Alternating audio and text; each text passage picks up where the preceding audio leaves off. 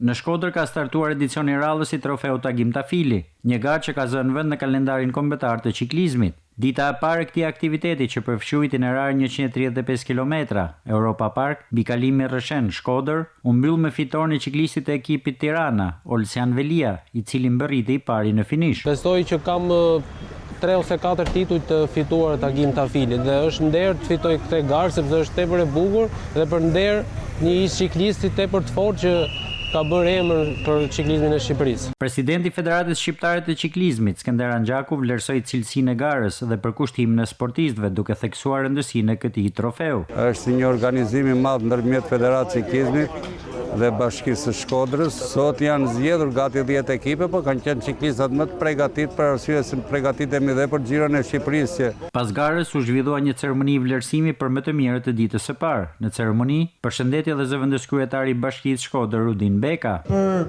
Shkodrën dhe për shkodran, bicikleta nuk është një produkt sportiv, por është një vlerë dhe trashëgimi e qytetit. Për vetë qytetarët, bicikleta futet një nga elementet më të rëndësishëm të stilit jetesë. Jemi gati dytët në Europë mbas Kopenhagit për numrin e bicikleta për frym. Me rastin e 100 vjetorit të garës së parë ciklistike në Shqipëri në hollin e Bashkisë Shkodër, u qel edhe një ekspozitë e cila pasqyron momentet më të rëndësishme të historisë së këtij sporti në vend. Në këtë aktivitet u vlerësuan me certifikata mirënjohje dhe gazetarët sportiv Gaspar Margu dhe Gjergj Kola për kontributin e tyre në pasqyrimin e ciklizmit ndër vite, si dhe figurat e tjera të rëndësishme të ciklizmit shqiptar.